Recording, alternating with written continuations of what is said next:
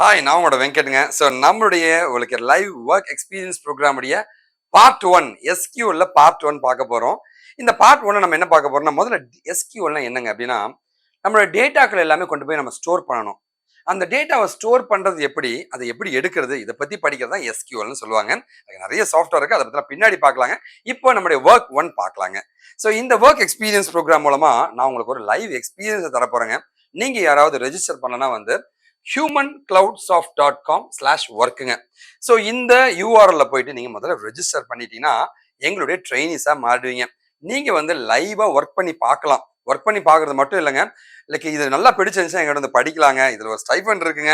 இது எல்லாமே எக்ஸ்பீரியன்ஸ் லைவா ஐடியில் என்ன பண்றாங்கன்னு நீங்க தெரிஞ்சுக்கலாங்க. அதான் நம்மளுடைய பெனிஃபிட்டுங்க. ஓகேவா? சரி, ஜென்ரலா பாத்தீங்கன்னா நம்மளுடைய டேட்டா இருக்குங்க. நம்ம டேட்டாக்கள் எல்லாமே பாருங்களேன், ஒரு பேங்கிங் செக்டார் இருக்குன்னா நம்மளோட டேட்டாக்கள் எல்லாமே இந்த மாதிரி தான் மூவ் ஆயிட்டு இருக்குங்க.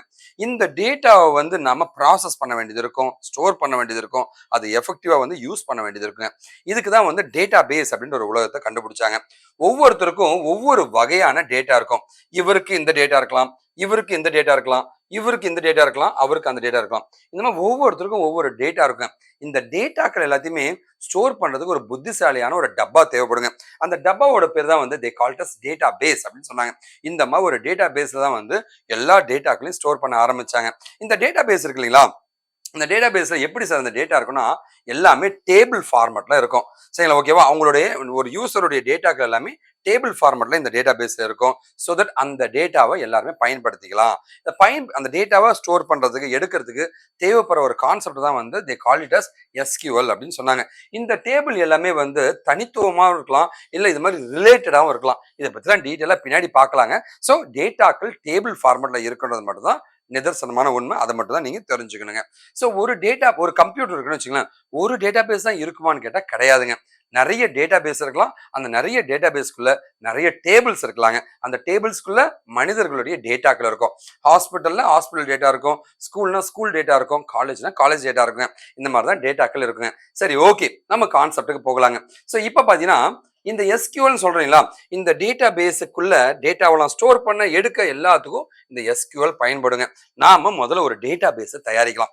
என்கிட்ட ஒரு கம்ப்யூட்டர் கொடுத்துருக்காங்க, அதுல ஒரு டேட்டா பேஸ் இப்போ தயாரிக்க போறோம். அதுக்கு என்னங்க கமாண்டு?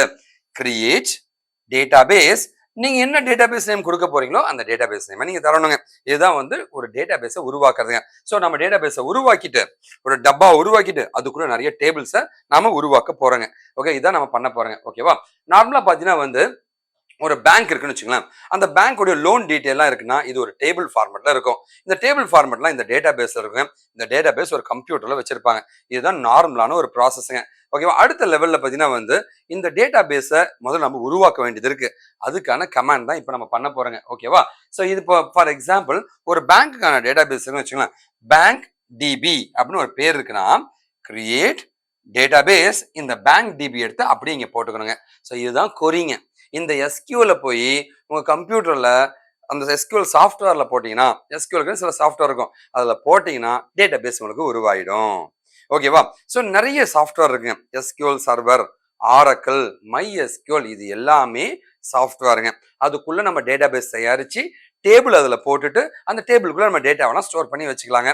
அதை ஆக்சஸ் பண்றதுக்கு ஒரு லாங்குவேஜ் தேவைப்படும் இல்லைங்களா, அந்த லாங்குவேஜோட பேர் தான் எஸ்கியூஎல் அப்படின்னு சொல்லுவாங்க. இதுதான் அந்த எஸ்கியூஎல். ஓகேவா? நம்ம என்ன பண்ணணும், நம்ம கம்ப்யூட்டர்ல எஸ்கியூஎல் சர்வரோ ஆரக்கிளோ மை எஸ்கியூஎல் ஒரு சாஃப்ட்வேரை இன்ஸ்டால் பண்ணிக்கலாம். ஃப்ரீயாவே இன்டர்நெட்ல கிடைக்கும். இன்ஸ்டால் பண்ணிட்டு இந்த கமாண்டை போய் அடிச்சிங்கன்னா உங்களுக்கு இந்த மாதிரி ஒரு டேட்டா பேஸ் உருவாயிடும், ஒரு டப்பா உருவாயிடும். அந்த டேட்டா பேஸ் உருவாயிட்டு என்ன பண்றோம், அதுக்குள்ள நம்ம டேபிள்லாம் போட்டுக்கலாங்க. சரி, ஓகே.